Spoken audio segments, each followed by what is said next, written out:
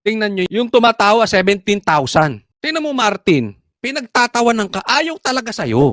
Kaya siguro, naisip mo, hindi ka natatakbo. Pero ako, hindi pa rin ako naniniwala. Hindi ako convinced. Plinano mo yan. Kaya nga sabi ni Tatay Digong, trinabaho mo yan, gusto mo maging Prime Minister. Kaya ka nga nag-PI ka. Di ba yung People's Initiative, yung nagpapapirma siya? Oh. Naku, parang kang presidente na papicture ka dyan sa mga sundalo, sa mga pulis, dalaw ka sa mga uniform men, talagang naghahanda ka na. Hindi siya nagpapakita sa media para magpasikat. Paano nga takot? Sasabi ko lang Speaker of the House pero may speaker. May spokesperson. Hindi niya talaga gagawin. Pareha silang magpinsan. Bungol.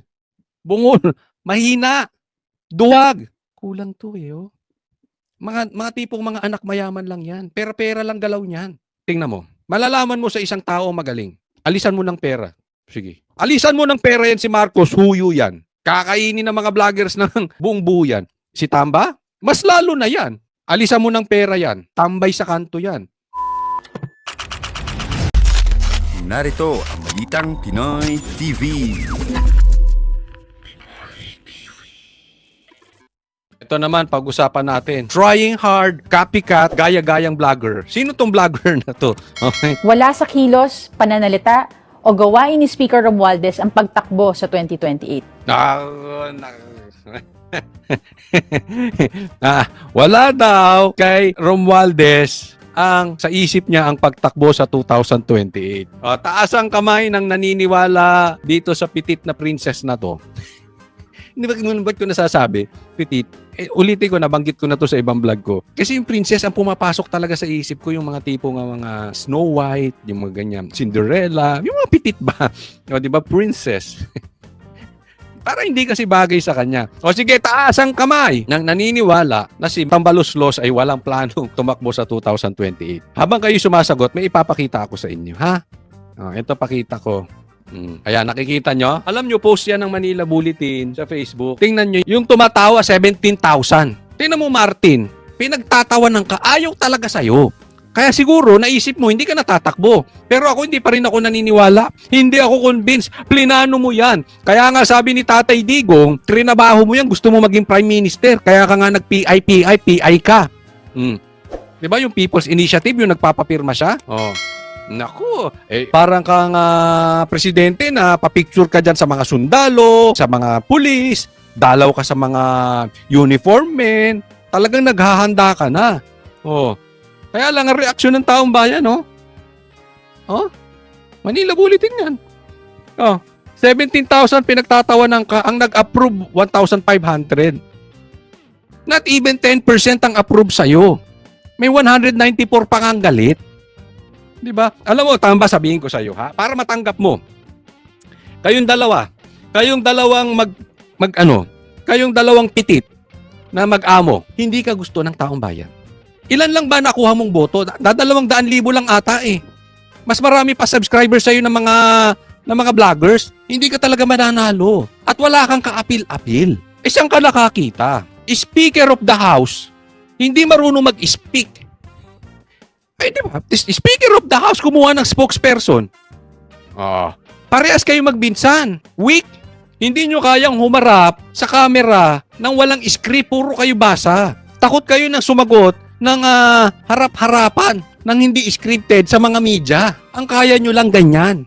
Kaya parehas kayo kumukuha ng spokesperson. Paano ka naging House Speaker? Paano ka naging Speaker of the House, takot ka magsalita? Pambihira naman talaga to si Tamba, next, hindi. Balikan natin yung video. Opo, wala sa kilos, pananalita, o gawain ni Speaker Romualdez ang pagtakbo sa 2028. Tanda mo yan, ha? Yang salita mong yan, pag tumakbo yan sa 2028, isusupalpal ko sa iyo. Hindi. Walang sakitan. Baka sabihin, ay, grave threat. Hindi, huwag kayong tatanga-tanga, ha? Ibig sabihin nun, ibabalik ko sa inyo. Ganun lang. Kasi may mga tanga-tanga dyan, grave threat daw yung sinabi ni, BP Sara. Hindi siya nagpapakita sa media para magpasikat. Paano nga takot? Sasabi ko lang Speaker of the House pero may speaker. May spokesperson. Hindi niya talaga gagawin. Pareha silang magpinsan. Bungol. Mahina. Duwag. Kulang to Mga tipong mga anak mayaman lang yan. Pera-pera lang galaw niyan. Tingnan mo. Malalaman mo sa isang tao magaling. Alisan mo ng pera. Sige. Alisan mo ng pera yan si Marcos. Huyo yan. Kakainin ng mga vloggers ng buong buo yan. Si Tamba? Mas lalo na yan. Alisan mo ng pera yan. Tambay sa kanto yan. Baka nga wala pang makipag-inuman dyan eh. Ginugusto lang naman yan dahil alam naman natin ang dahilan. Doon mo makikita ang tao. Wala siyang press con para magpabango. Hindi rin siya gumagamit ng TikTok or vlogs para magpa-cute. Ang inuuna niya, Ayuda. Oh. Di ba? Yun ang style niya. Bigay dito, bigay doon. serbisyo, hindi sariling interes. Naku. At higit sa lahat, si Speaker ay kilala sa paggawa ng mga desisyong mahirap at hindi palaging popular. Ganyan ba ang may plano sa 2028? Dahil kung iniisip mo ay eleksyon, hindi mo gugustuhin masaktan ng iba para lang magpatupad ng tama. At Hindi, alam mo, hindi niya sinasaktan yung iba. Hindi niya gustong saktan yung iba. Wala lang talaga siyang alam. He tried everything. Hindi lumulusot eh. Sinubukan niya ng mamigay ng ayuda sa Davao. Wala. Diba? Ayuda rito, ayuda doon. Don't tell us hindi mo rin alam. Yung tatay mo, tumakbong congressman, don't tell me yung tatay mo wala ding natanggap. So sinungaling ulit si Chanko. Si Chanko nagsabi nun ha. Kaya nga natalo yung tatay mo eh. Paano walang kapangapangarap? Huwag mo sabihin ayaw rin niya maging Speaker of the House. Wala din siyang pangarap. Ako suggestion lang. Ako, Claire, turuan mo to. Kasi si Tamba, pilit na ginagaya si Marcos. Oo. Gusto rin niya maging presidente. Ikaw naman, Claire, ginagaya ka nito. Kumuha rin si Tamba lang katulad mo na hindi naman maging spokesperson ng opisina. Ginawang spokesperson lang para ipagtanggol sila. Pero hindi yung nagagawa ng opisina. Hindi yung nagagawa ng Office of the President. Hindi yung nagagawa ng Office of the Speaker. Para ipagtanggol lang sila. Hindi yung mga proyekto, yung mga magagandang ginagawa. So obviously, parang vlogger na ito. Parang gaya-gayang vlogger. Uso kasi sa vlogger yung gayahan ng gayahan eh. Ito yun. Parang ganito. Gaya-gayang vlogger. Kaya turuan mo, Claire. Nagmumukhang trying hard. Ito naman, pagpuri kay Claire, malayo pa. Marami pang kakainin nito. Pero ako, suggestion ko lang. Huwag ka masyadong kumain. Baka lumobo ka ng todo-todo. Kalma lang, baka ma-high blood kayo. Dalawa pa naman kayo malaki ng amo mo. No? So huwag masyado kayong magkakakain. Basta stick lang kayo doon. Matuto. Diba? Matuto kayo. Or ako, Tamba, sa tingin ko, palitan mo ito. Mahina. Basa rin eh. Tingnan mo, nagbabasa lang din eh. Malayo pa to. May isasuggest ako mga babaeng vlogger na parang si Claire. Yung palengkera, ang dami. At saka solid sa inyo yun. Abutan mo lang ng magkano yun. Ay, bigyan mo lang ensimada o dalawahin mo, tatlo mo. Magsasalita na sa iyo yun. Naku. Gusto mo? Di talaga. May isasuggest ako. Oo. Baka mas maayos pa kay Claire. Kung talagang basagan o basagan. Palengkera kung palengkera. Ay, nakadami. Hindi ka pagagastos. Oo, hindi malaki. Ayos na yan. Ayos na sa kanila yung ganun. Masaya na sila mapansin, ma-TV, tapos, pero dagdagan mo naman yung ensimada. Dagdagan nyo. Huwag naman masyadong abusado. Sabihin nyo lang kung magsasuggest ako. O kayo mga manunood, baka meron kayong mga masuggest dito, yung kayang talunin, yung vlogger na gagawin nating spokesperson na pwedeng talunin yung pagiging palengkera ni Claire.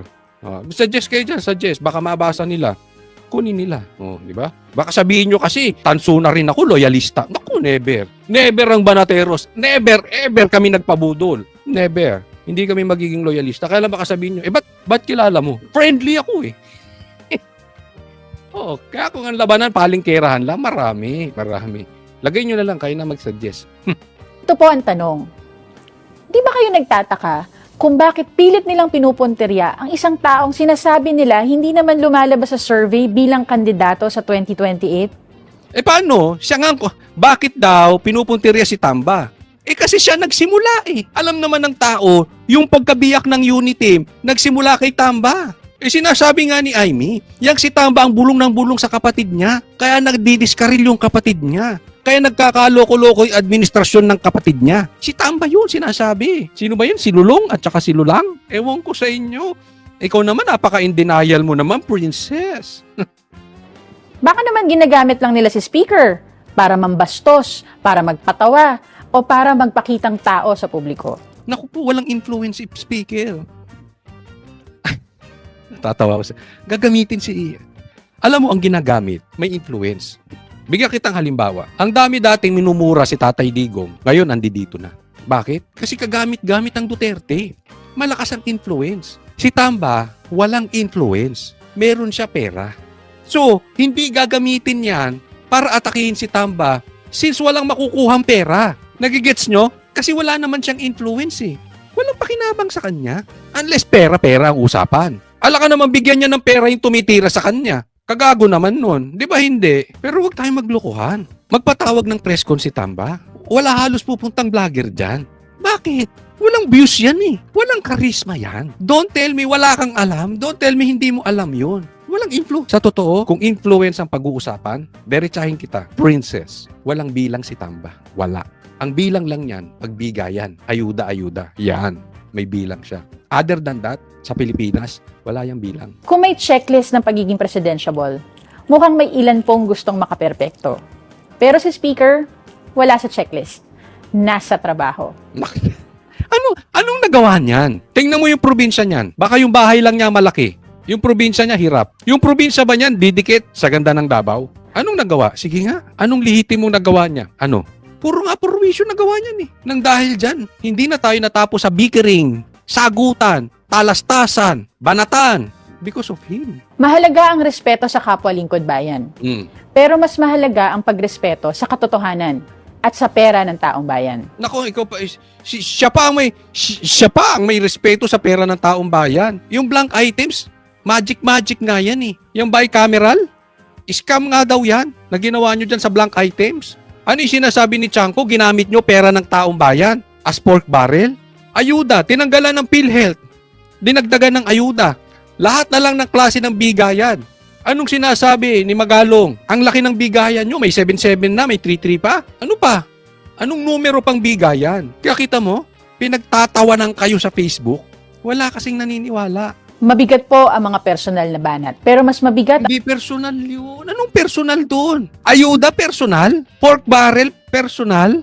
Huwag niyong dalhin na sabihin niyo na ad hominem kami, pine-personal. Hindi, issue po tayo. Issue po pinag-uusapan natin. Pera ng taong bayan pinag-uusapan natin dito, hindi yung personal. Ichinismis ko ba sila mag-asawa kahit may alam tayo? Hindi naman ah. Ito na nga mga kabalita. Ano na ang masasabi nyo patungkol sa balitang ito? Please comment down below mga kabalita. Pag-usapan natin yan sa comment section. At kung di ka pa nakasubscribe sa ating channel, baka naman